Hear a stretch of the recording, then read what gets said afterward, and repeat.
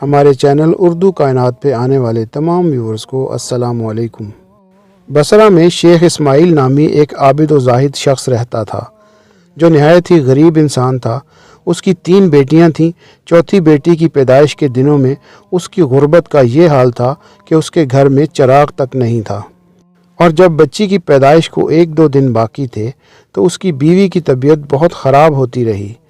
بیوی نے اس سے کہا کہ اپنے پڑوسی سے ہی کچھ ادھار لے لو، کم سے کم رات کے اندھیرے سے بچنے کے لیے ایک چراغ ہی خرید لیں گے۔ شیخ اسماعیل نے کبھی اپنی ذات کے لیے کسی کے آگے ہاتھ نہیں پھیلایا تھا، لیکن بیوی کے بار بار اصرار پر وہ مجبور ہو کر ایک پڑوسی کے گھر کی طرف گئے اور دروازے پر دستک دی، لیکن کوئی جواب نہ آیا۔ غرض 5-6 بار اسی طرح کیا، لیکن پڑوسی خواب خرگوش کے مزے لوٹنے میں لگا تھا۔ یوں آپ واپس گھر آئے۔ بیوی نے جب آپ کو خالی ہاتھ دیکھا تو پریشان لہجے میں کہا، کیا پڑوسی نے بھی مدد کرنے سے انکار کیا؟ شیخ اسماعیل نے کہا، مدد تو دور کی بات، اس نے دروازہ تک نہیں کھولا۔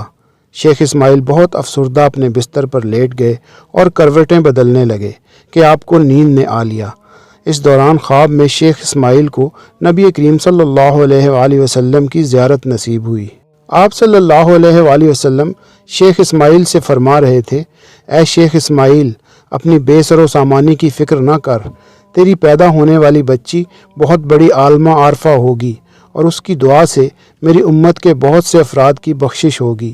شیخ اسماعیل، تم پر لازم ہے کہ حاکم بصرہ عیسیٰ زروان کے پاس جاؤ اور اس سے کہہ دو کہ مجھ پر ہر رات 100 بار اور جمعہ میں 400 بار درود شریف بھیجتا ہے، مگر گزشتہ جمعے کی رات اس نے میری بارگاہ میں درود کا تحفہ نہیں بھیجا، اس لیے اسے چاہیے کہ کفارہ ادا کرنے کے طور پر میرے قاصد کو 400 دینار ادا کرے۔ شیخ اسماعیل کی جب آنکھ کھلی تو وہ بہت خوش تھے کہ آپ صلی اللہ علیہ وآلہ وسلم کا دیدار نصیب ہوا ہے۔ صبح ہوتے ہی انہوں نے اپنا جواب ایک کاغذ پر لکھا اور حاکم بصرہ کے پاس پہنچ کر دربان کو وہ کاغذ پکڑا دیا۔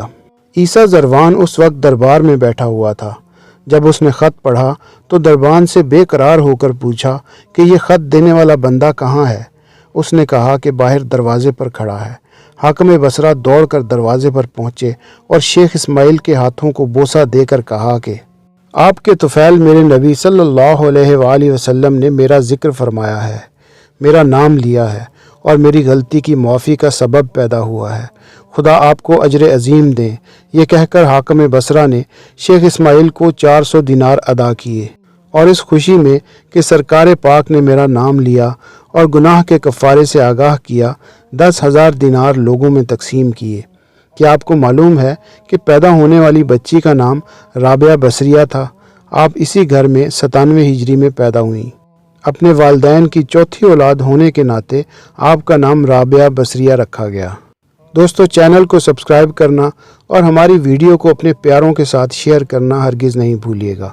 اپنا اور اپنے پیاروں کا بہت خیال رکھیے گا۔ اللہ نگہبان۔